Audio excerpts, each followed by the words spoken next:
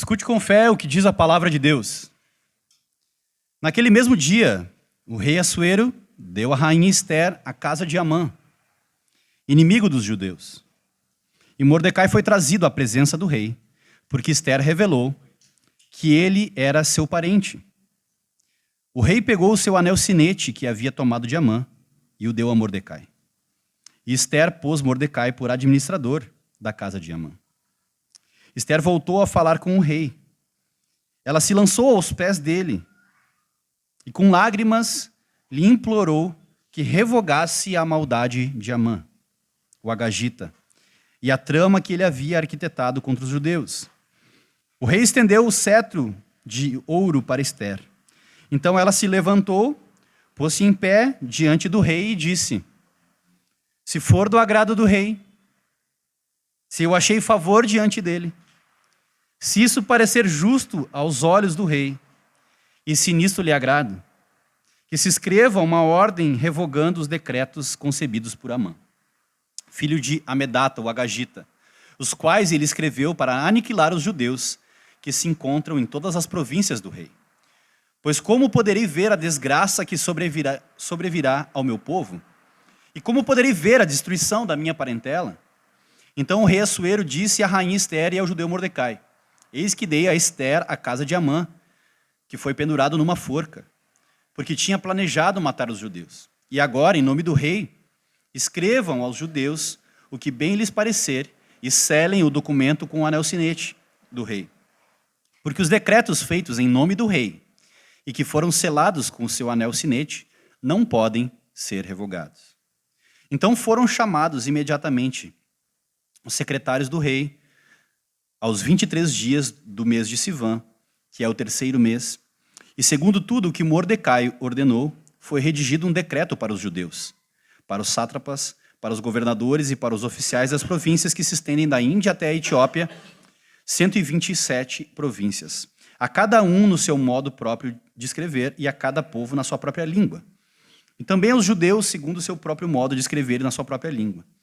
Escreveu em nome do rei Assuero e se selou com o anel sinete do rei. As cartas foram enviadas por meio de mensageiros montados em ginetes criados nas estrebarias do rei. Nas cartas, o rei permitia aos judeus de cada cidade que se reunissem e se organizassem para defender a sua vida, para destruir, matar e aniquilar de vez toda e qualquer força armada do povo da província que viesse contra eles, crianças e mulheres, que se saqueassem os seus bens, no mesmo dia, em todas as províncias do rei Assuero, no dia 13 do 12º mês, que é o mês de Adar.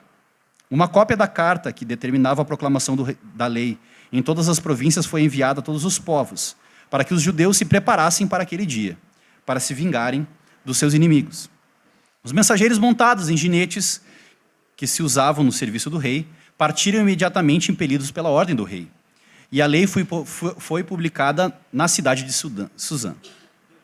Então Mordecai saiu da presença do rei com trajes reais azul celeste e branco, com uma coroa de ouro e um manto de linho fino e púrpura.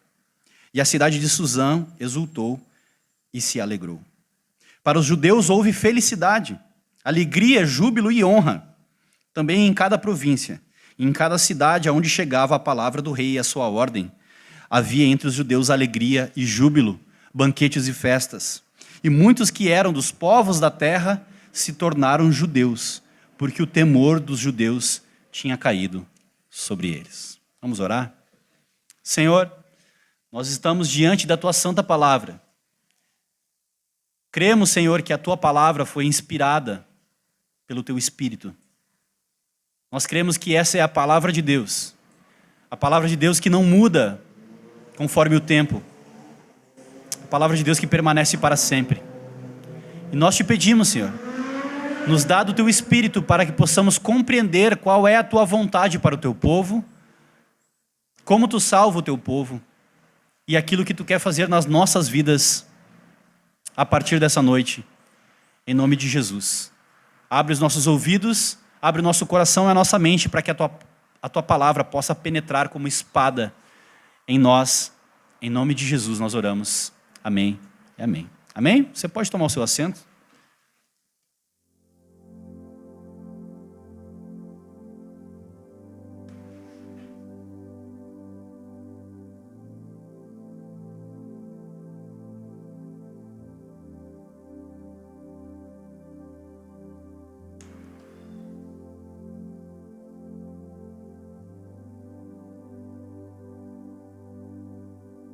chegamos à nossa 9ª mensagem no livro de Esther. Eu esperava uma reação tipo assim, ou tipo, né, graças a Deus está terminando. Mas nenhuma reação vocês esboçaram, não sei o que vocês estão pensando. Mas a gente se propôs a pregar o livro todo de Esther. A gente está chegando no final.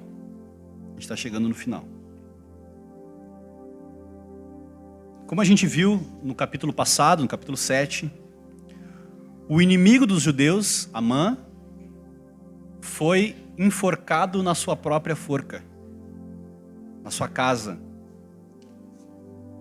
E a casa dele e os bens que ele tinha, que não eram poucos, foram dados a Esther. E Mordecai tomou o lugar dele como o segundo no reino da Pérsia, como a gente viu até aqui.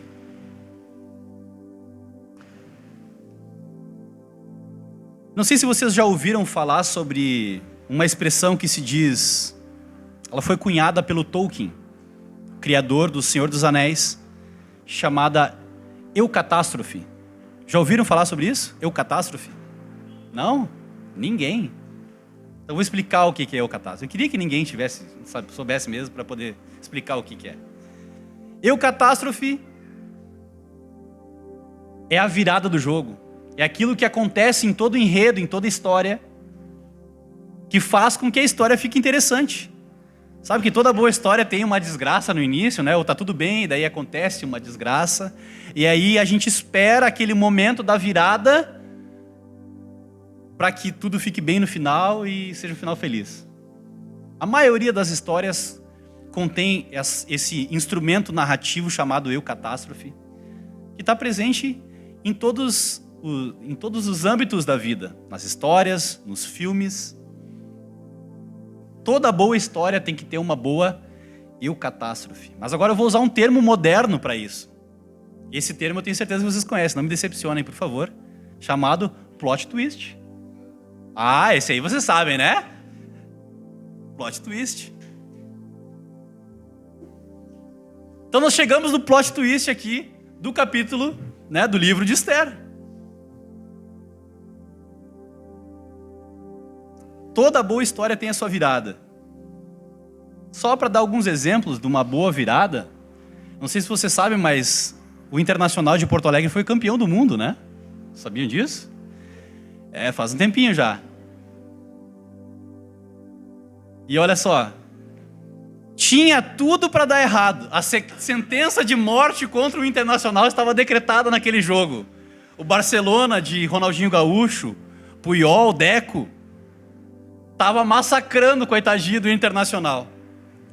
Aí um dito cujo Mordecai chamado Gabiru, né, vulgo Gabiru, mete um gol no Barcelona todo-poderoso e acontece a eucatástrofe do Internacional e nós ganhamos o título mundial dessa maneira.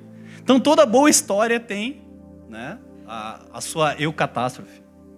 Mas eu não vou deixar os gremistas, né, tristes, né? Tem a eucatástrofe do Grêmio também, né? Vocês lembram da Batalha dos Aflitos, né? Não foi tinha tudo para dar errado, tava assim, terrível a situação.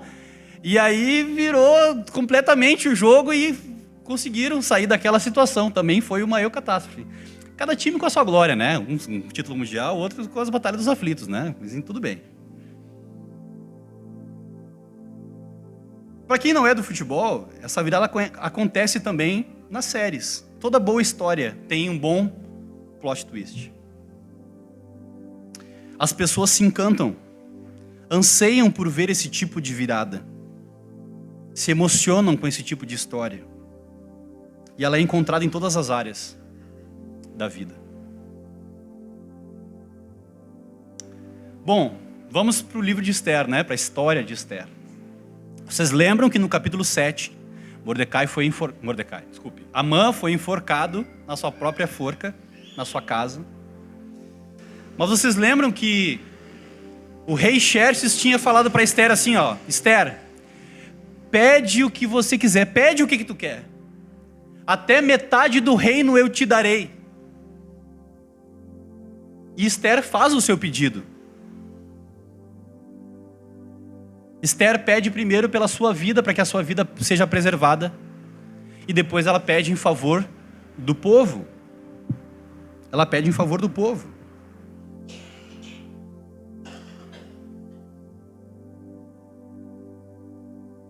E aí o que Xerxes faz então? Ele enforca, né, manda enforcar o Amã na sua forca. Dá todos os bens, que não eram poucos.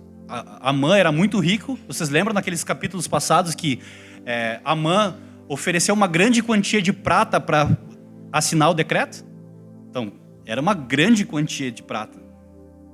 Ele quase que comprou o decreto para matar os judeus. E esse tipo de confisco era muito normal no reino da Pérsia. Então, e eu quero, justamente, está chegando nas eleições, né? Então eu queria que vocês pensassem em Xerxes como um bom político. Um bom político faz grandes promessas, né? Pede, Esther, o que é que tu queres? Até metade do reino eu te dou, metade do Brasil eu te dou. Só que não é bem assim no final da história.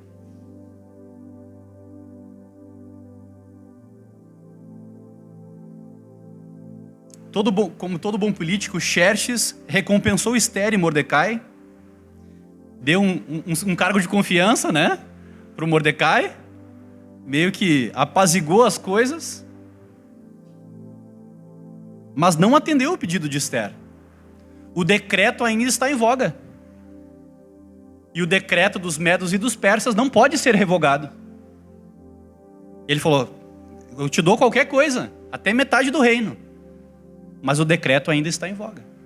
Ainda está vigente. E agora? Como todo bom político, Xerxes promete, mas não faz. Promete, mas não faz.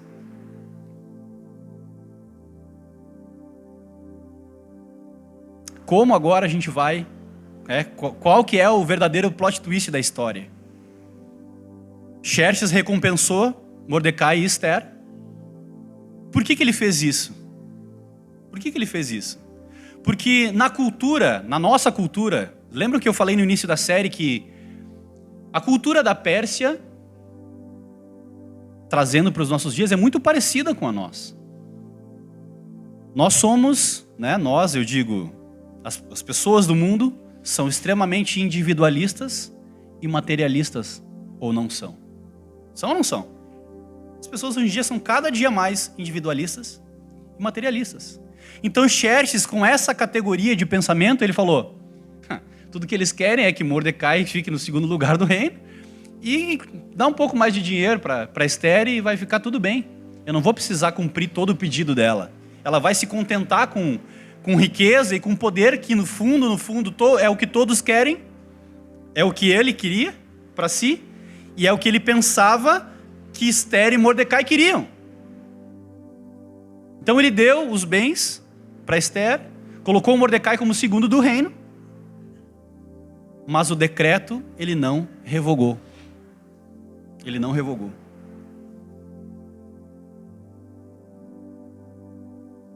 Eu queria fazer uma aplicação aqui antes, tá? Da gente continuar. Porque muitas pessoas colocam a sua esperança completamente na política. A gente vê a política como um ídolo hoje em dia. As pessoas matam e morrem por política. Literalmente, né? Não teve notícia de 2 pessoas se matando por causa de Lula e Bolsonaro? O cara entrou numa festa de aniversário matando outra.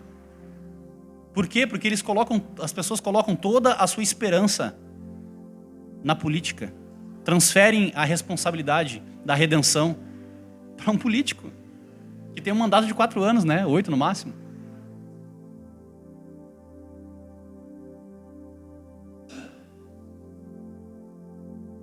Muitas pessoas estão colocando toda a sua esperança num voto, como se o voto fosse aquilo que vai produzir redenção para o nosso país e para o nosso planeta, para o nosso mundo. Nenhum ser humano consegue produzir redenção. Nenhum. Eu não estou aqui dizendo que a gente que a gente não deve exercer o nosso direito e o nosso dever cívico de votar. A gente vai ter que fazer isso. A gente tem que fazer isso. Mas a gente não pode esperar de político redenção. É isso que eu quis dizer.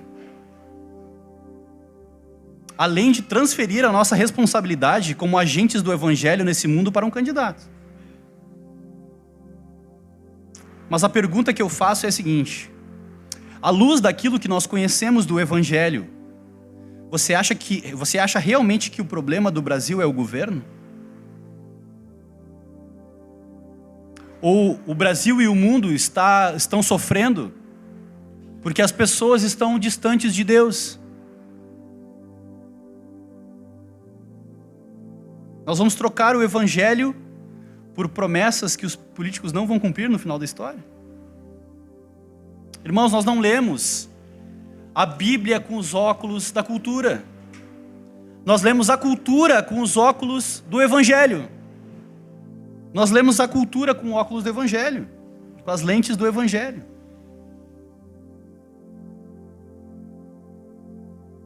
Às vezes a gente está vendo aí por aí na TV, pessoas promovendo político de todos os lados. Quando na verdade a igreja tem que promover a pregação do evangelho. Não só a pregação, mas a prática do evangelho na nossa vida comunitária e também para fora. É o evangelho que vai trazer redenção para o mundo, não é política. Esse foi só um parêntese, que é pertinente aos nossos tempos. Está dentro do texto, tá? Outra possível distorção desse texto aqui, eu poderia, ser um pregador famoso da prosperidade e parar aqui a leitura no versículo 2. E começar a fazer um monte de promessas que se você for fiel a Deus, se você ofertar na igreja, Deus vai te colocar como segundo do reino, vai te dar riquezas como Ele deu para Esther. Mas não é isso que o texto está dizendo, e esse não é o ponto central desse texto. E esse é o tipo de pregação que nós vemos por aí.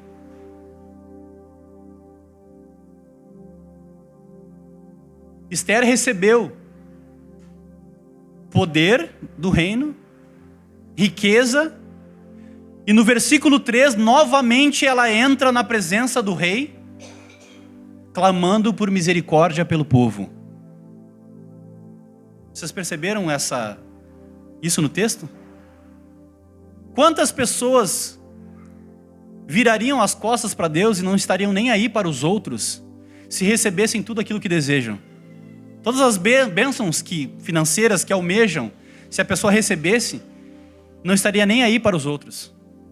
Mas Esther e Mordecai não. Eles são verdadeiros cristãos. Se transformaram ao longo da narrativa do livro de Esther, aqueles que eram, lá no início, completamente depravados, que só pensavam em poder, que faziam qualquer coisa para chegar no poder, agora que eles têm o poder, que eles tanto desejaram lá no início, o coração deles foi transformado e eles estão preocupados com a salvação do povo. Versículo 13, Esther voltou a falar com o rei, ela se lançou aos pés dele e com lágrimas lhe implorou que revogasse a maldade de Amã. Pense em alguém milionário jogado aos pés de outro alguém, em favor de outro. Você consegue imaginar isso? Você consegue imaginar isso? É isso que o evangelho produz. Quando ele encontra guarida nos corações, as pessoas passam a não viver para si mesmas. O reflexo do evangelho em nós é viver para outrem, é viver para os outros, em benefício do outro. Se todos nós não estivermos bem, não adianta um de nós estar muito bem. Tem um louvor antigo, quem é crente velho vai conhecer esse aí, né? As tuas lutas também são minhas, e as minhas bênçãos também são tuas. Vale muito para mim o teu amor. Um tipo de hino que também não é cantado mais nas igrejas, porque as pessoas não se conhecem mais. Elas estão na igreja, mas não estão nem aí umas para as outras. Mas olha o que o evangelho produz. Talvez uma palavra que se usa muito hoje em dia, é empatia. é se colocar no lugar do outro. Quer atitude de maior empatia do que Ester, a poderosa rainha da Pérsia, humilhada e jogada aos pés do rei Xerxes para a salvação do seu povo? Quer maior exemplo de empatia do que esse?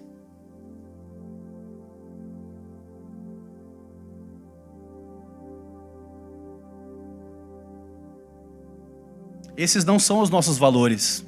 Individualismo e materialismo não são valores dos cristãos. Um verdadeiro cristão é alguém que não vive para si mesmo. O problema, entre aspas, de Ester, na cabeça de Xerxes, já tinha sido resolvido, mas no coração dela não. No coração dela não. Amã foi morto com uma morte humilhante, seus bens foram passados para Ester. O rei Xerxes recompensou Ester e Mordecai conforme os seus valores, mas Xerxes não atendeu o pedido de Ester.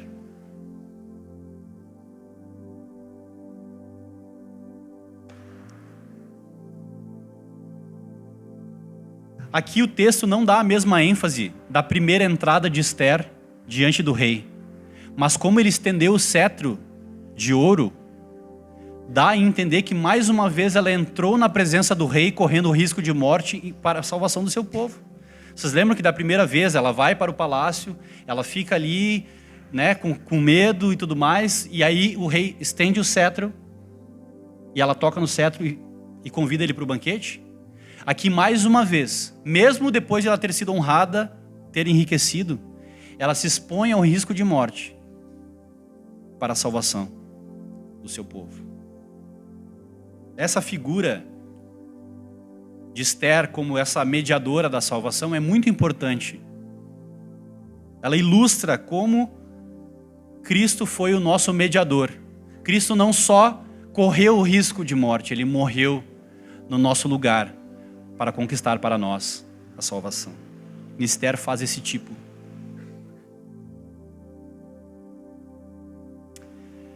Aqui tem algo interessante no texto. No versículo 4, você pode acompanhar comigo. Desculpa, versículo 5. Olha a sabedoria, e aqui a gente pode aprender com Ester, tá? Tanto homens quanto mulheres podem aprender e muito com Ester. Vocês querem ver? Vamos lá, versículo 5. Olha como Ester se refere ao rei. São 4 palavras, 4 expressões de afirmação e de cuidado e de estratégia de Ester. No versículo 5, ó. Se for do agrado do rei, se eu achei favor diante dele, 2. Se isso parecer justo aos olhos do rei, 3. E se nisto lhe agrado, 4. Imagina uma esposa pedindo para o marido lavar a louça assim, ó. Se for do teu agrado, se for do agrado do rei, se achei favor diante de você, se isso parecer justo aos olhos do rei, e se nisso lhe agrado, lava a loucinha para mim, por favor. Eu duvido que ele não lave a louça, né? Da mesma forma, eu estava preparando a mensagem, eu estava brincando com a Andressa, né? Quando eu fui pedir os negócios para ela, comecei a usar essas 4 expressões, né? Se for do teu agrado, se achei favor diante de ti. E a gente pode aprender com isso, com esse princípio. Nós somos péssimos de relacionamento e comunicação. E por mais que a gente viva na era da informação e da velocidade da comunicação, a gente está perdendo a habilidade de se relacionar uns com os outros. A cordialidade, o trato. É claro que aqui tinha a iminência da morte, então acho que por isso ela usou essas 4 expressões. Mas como a gente pode aprender? Como tem uma aplicação prática para a nossa vida aqui? Como a gente pode ser cordial na forma de pedir alguma coisa para alguém? Hoje de manhã a gente estava fazendo discipulado aqui com os homens, o pessoal que é do meu grupo, e a gente estava falando sobre a Trindade e como a Trindade se relaciona entre si de maneira amorosa, harmoniosa e perfeita. E quando a gente olha para a Trindade, a gente vê a imperfeição, a nossa imperfeição e a forma truculenta e não amorosa que nós nos relacionamos com as pessoas que estão perto de nós. Então aqui a gente pode aprender com Esther. Amém? Depois vocês podem me contar em off, tá? Se os maridos e as esposas estão usando essas expressões de se for do agrado do rei. Se achei favor diante dele. Se isso parecer justo aos olhos do rei. E se nisto lhe agrada. Que se escreva uma ordem revogando os decretos.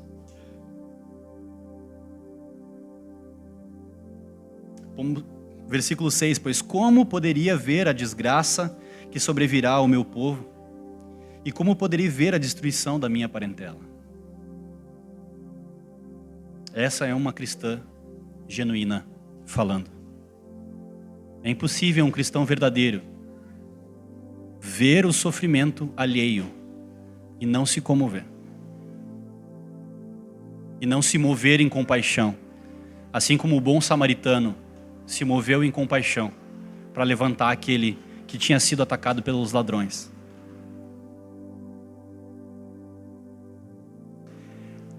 Aqui Xerxes dá aquela resposta, né? Eis que dei a Esther a casa de Amã, que foi pendurado numa forca, uma morte humilhante do inimigo, porque tinha planejado matar os judeus. Agora, ele está tirando o corpo fora, né? Agora que vocês têm o meu anel, vocês podem escrever o decreto que vocês quiserem, desde que não se revogue o primeiro. Porque o decreto dos medos e dos persas não pode ser revogado. Tem um problema. Aqui nós temos um grande problema. Esse problema que nós encontramos aqui nessa narrativa é muito parecido com o problema do pecado em relação a nós. Havia um decreto de morte para a sua e para a minha vida.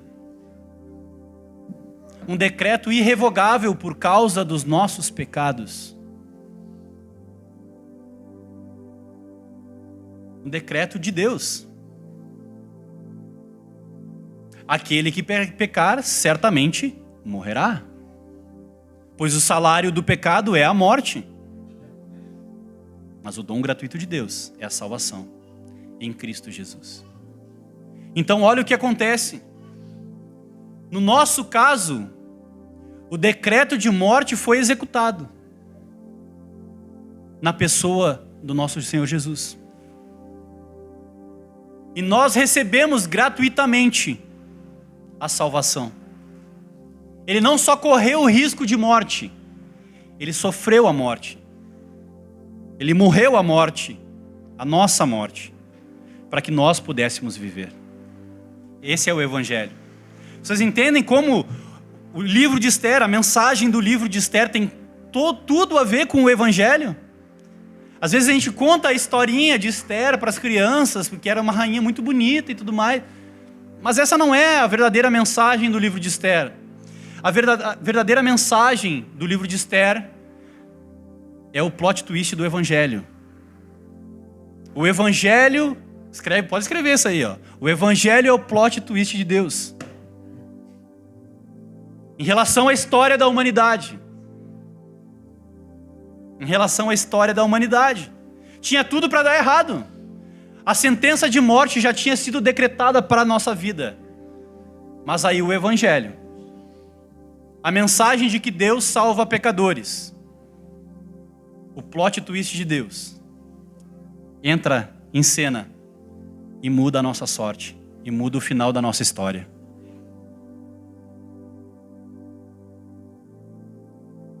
Então a primeira parte do capítulo, eu queria que vocês entendessem isso, para a gente passar para as próximas partes. O verdadeiro cristão se importa com aqueles que estão sofrendo.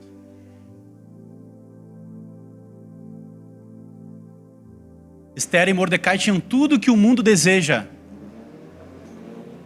Tudo que o mundo aí fora deseja: riqueza, fama, poder, dinheiro. Mas mesmo assim se importaram com o sofrimento do povo. Essa é a primeira parte do capítulo. Estão me ouvindo bem, hein? Agora, Xerxes coloca nas mãos de Mordecai o anel do decreto. Só mais uma coisa sobre decretos irrevogáveis.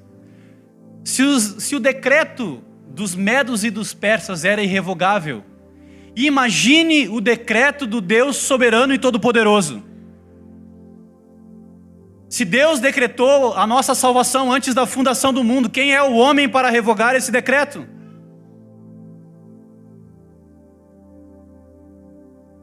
Nós cremos na doutrina da eleição.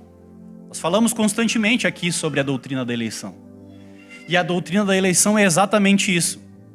Deus decretou a salvação para os seus eleitos antes da fundação do mundo. E esse decreto se cumprirá no tempo oportuno, na sua e na minha vida e daqueles que Deus escolheu para ser seu. Esse decreto, sim, não tem falha, não tem brecha e não tem como ser revogado. Esse decreto de salvação produz esperança e alegria plenos no nosso coração.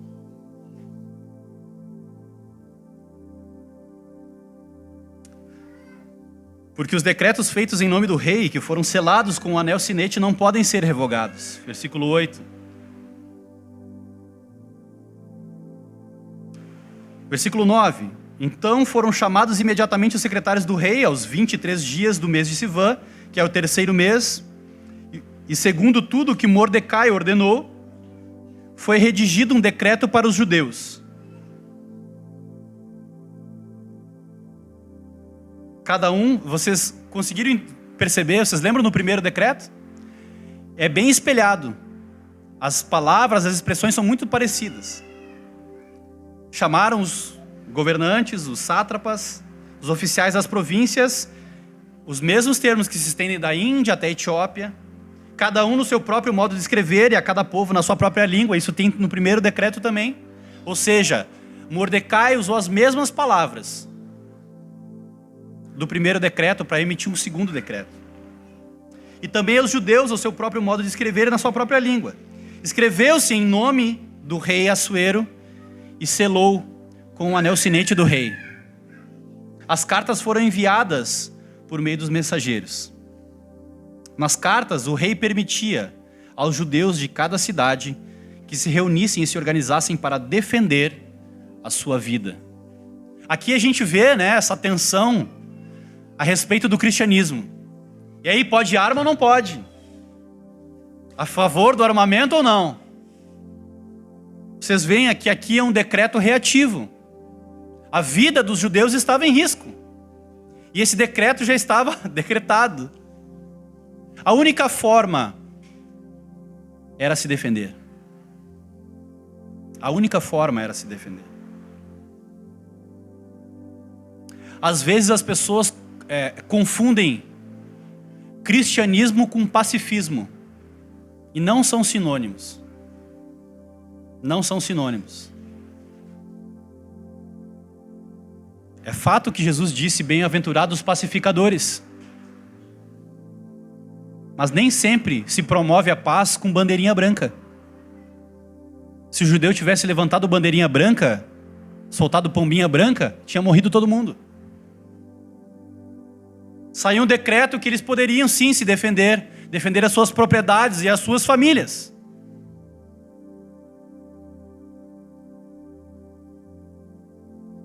Para que se organizassem para defender a sua vida, para destruir, matar e aniquilar, as mesmas palavras que aparecem no decreto em relação a eles.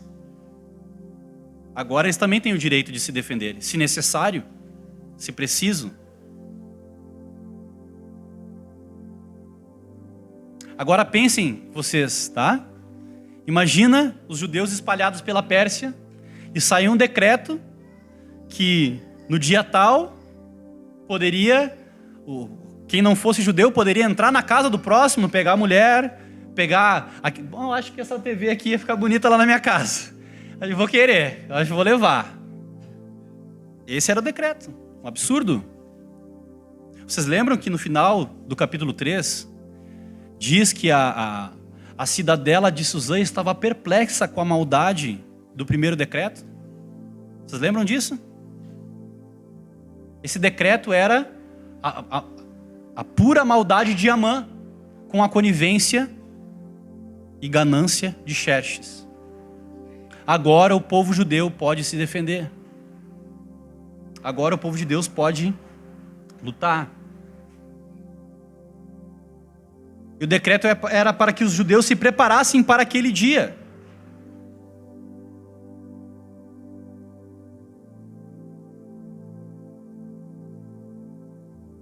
Olha o que acontece no final do capítulo, nós já estamos indo para o final, tá?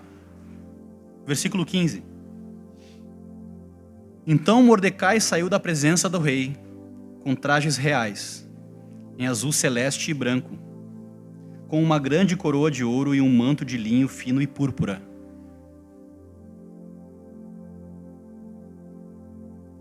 Até aí. Vocês conseguem enxergar, ao longo do livro de Esther, um tipo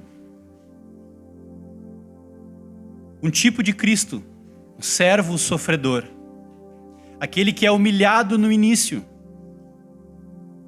é exaltado no final. Aquele que se humilha diante da poderosa mão de Deus. Não é os humilhados serão exaltados, o ditado popular. Esse ditado não é verdade. O que a Bíblia diz não é os humilhados serão exaltados. É humilhai-vos, pois, diante da poderosa mão de Deus. E Ele os exaltará. Tem muita diferença aí. Muita. Não é os humilhados serão exaltados. Senão ia ter um monte de exaltados que são humilhados por aí. É humilhai-vos diante da poderosa mão de Deus. E Ele os exaltará. Mordecai é essa figura. Essa figura nos lembra de outros personagens que passaram por essa mesma experiência. Experiência similar a essa, que também faz tipo de Cristo. José não foi assim? José do Egito, vendido como escravo. Deu uma melhoradinha lá na casa, né, de Potifar. Aí a Jezabel, né, chegou perto, mulher de Potifar, deu uma rasteira nele, ele foi parar na prisão, durante anos, sofrendo. E esse sofrimento, quando ele é produzido pelo propósito de Deus, ele não é em vão. Para no final ele ser colocado como o segundo do reino, exatamente como Mordecai, não é? José não foi o segundo do reino? Abaixo do faraó? Exatamente como Mordecai na história de Esther.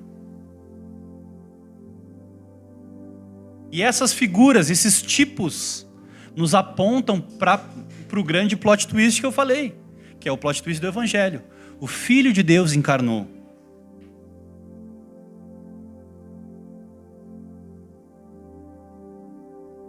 Sofreu, foi cuspido e humilhado pelos nossos pecados. E como diz em Filipenses no capítulo 2, para que Deus o exaltasse acima de todo nome. O servo humilhado é aquele que é exaltado no final. Então essa figura aponta diretamente para o Cristo que viria. Não para correr o risco de ser morto, mas para de fato morrer, entregar a sua vida por nós e ser exaltado pelo Pai. Aqui diz que ele vestiu um manto de linho fino e púrpura.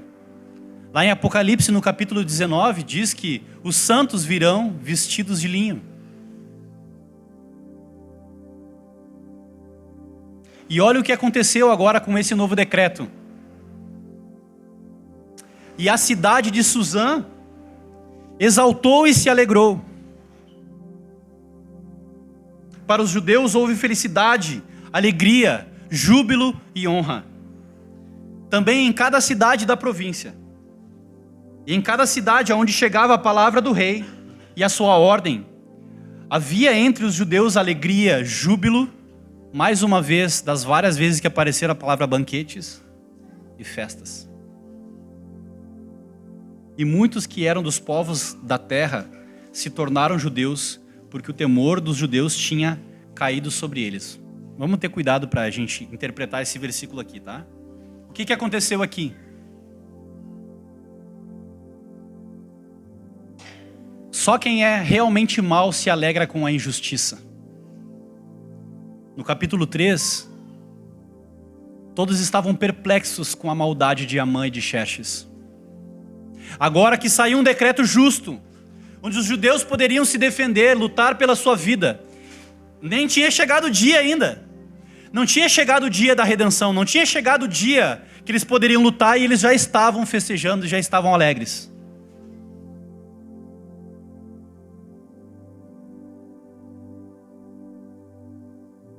Nós vivemos uma realidade parecida na vida cristã. É o famoso já e ainda não. Né? Nós já vivemos o reino, mas ainda não plenamente. Nós já vivemos o reino de Deus. Fazemos parte do reino de Deus, mas ainda não plenamente. Mas esse já que nós experimentamos na vida, aqui e agora, ele produz em nós alegria, júbilo, banquetes e festas. Todas as vezes que nós lembramos do Evangelho e do decreto salvador de Deus, nós nos alegramos. Deveríamos nos alegrar. Aliás, o Evangelho é o quê? É a boa notícia. Não é? Que boa notícia é essa? A boa notícia de que Deus salva pecadores por meio de Jesus Cristo e vai restaurar toda a criação para louvor da sua glória.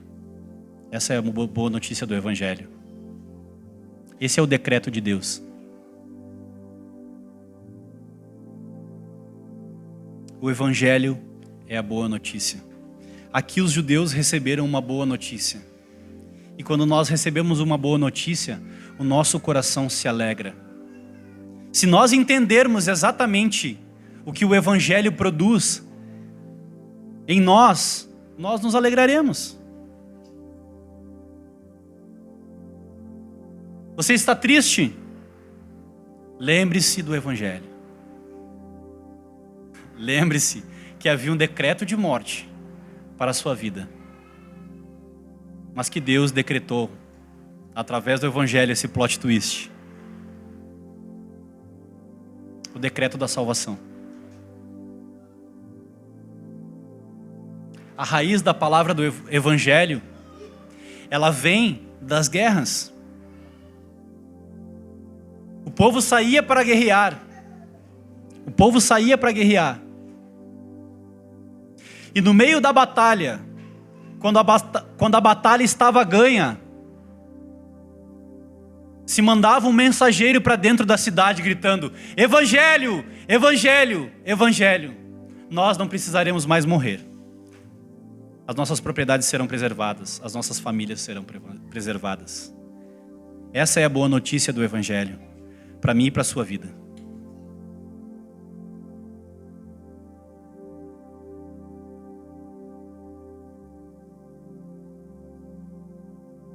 Para finalizar, a mensagem do livro de Esther não é sobre Esther, não é sobre Mordecai, Amã e Xerxes. A mensagem do livro de Esther é sobre o Evangelho, sobre a minha e a sua vida. Essa aqui é uma história, uma das várias histórias de redenção física e temporal, que nos apontam para uma redenção espiritual e eterna. Essa é a mensagem do livro de Esther. Essa é a mensagem que nós pregamos no púlpito dessa igreja. A mensagem pura do Evangelho. É o Evangelho que produz redenção para a sua e para a minha vida e para o mundo todo que Deus criou.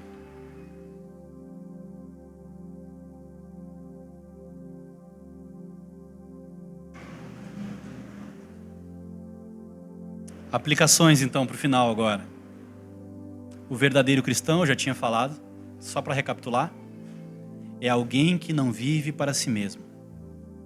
Se você vive a sua vida preocupado com as suas coisas, com o seu reino, é porque você ainda não entrou verdadeiramente para o reino de Deus. Você pode ter compreendido a mensagem do Evangelho, você pode ser um frequentador de igreja, até um membro de igreja. Mas se você não deixou de viver para si mesmo e para o seu próprio reino, talvez você ainda não tenha entrado verdadeiramente para o reino de Deus. Quantas pessoas a gente conhece que vem para o Evangelho quando está sofrendo? Melhora um pouquinho. Falou aí, pessoal. No verão nem me viu. Vou estar lá em Santa Catarina. Né? Tá comendo banoffee lá no Campeche. Não estou dizendo que é errado tirar férias, tá? Não é isso. Eu estou dizendo que muitas pessoas vêm para a igreja por causa do sofrimento, e quando o sofrimento, pela graça de Deus, é aplacado, é diminuído, as coisas melhoram, a maré vira, ela vira as costas novamente para Deus.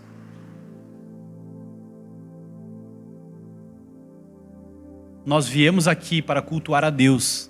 Nós saímos da nossa casa não para buscar bênção financeira, não para buscar uma autopromoção. Nós viemos aqui para buscar o reino de Deus. Nós viemos aqui hoje para cultuar a Deus. Nós viemos aqui por causa de Deus, para a glória de Deus.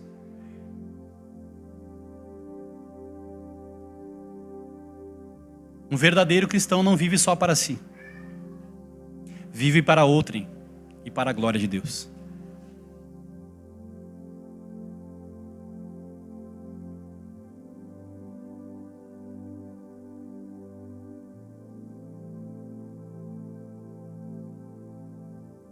Mais uma aplicação vamos nos lembrar do Evangelho.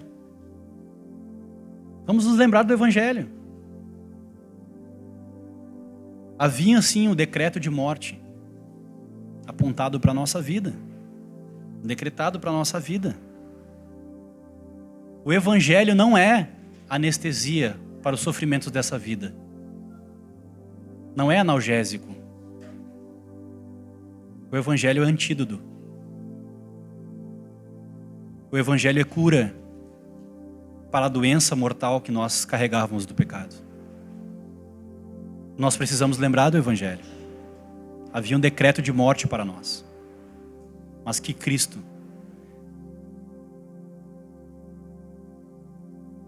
decretou outra coisa a nosso respeito. Essa mensagem precisa ser o centro da nossa vida. Precisa nortear a nossa vida. Muitas pessoas falam, né? Ah não, a nossa igreja é centrada no Evangelho. É mesmo? Será? O Evangelho é pregado com essa clareza, com essa profundidade, da má notícia que era para nós e da boa notícia da graça do Evangelho, semana após semana nos púlpitos?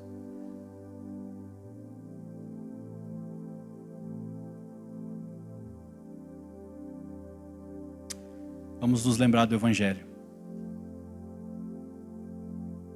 Glória a Deus pelo Evangelho.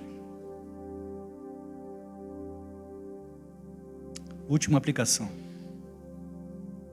Se você já creu no Evangelho, se você já recebeu essa boa notícia de Deus no seu coração, o que ela produz é verdadeira e plena alegria. Nada desse mundo pode te proporcionar plena alegria. Nem riqueza, nem poder, nem fama. É a mensagem do Evangelho. É a comunhão que nós temos livremente com o Pai, através do Filho.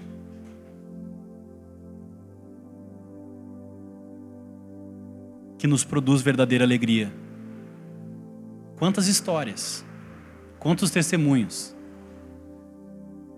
nós já vimos e também já experimentamos na nossa vida. E o meu desejo é que todos aqui experimentem isso. Às vezes Deus permite que nós passemos por sofrimentos para frustrar a nossa expectativa falsa de alegria nas coisas, para que nós possamos encontrar a verdadeira alegria nele.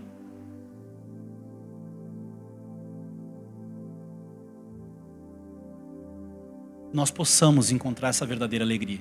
Que cada um aqui possa experimentar essa verdadeira alegria que só é produzida pelo Espírito de Deus nos nossos corações. Amém? Vamos orar?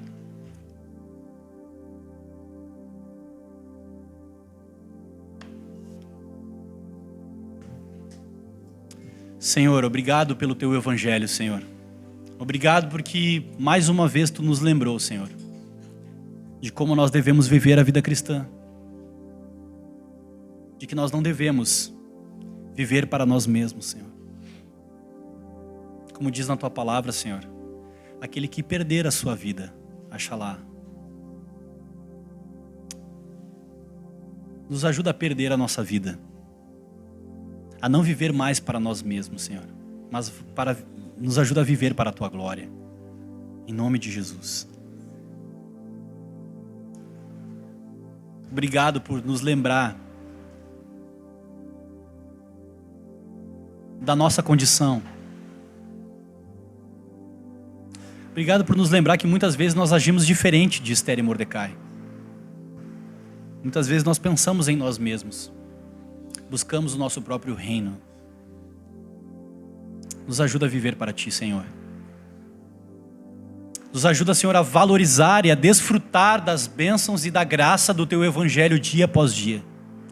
Que o Teu Evangelho seja rememorado, Senhor, aqui nos nossos cultos, na nossa vida diariamente. E que essa mensagem, que essa realidade do Evangelho, o decreto divino de salvação para a nossa vida, produza em nós a verdadeira alegria.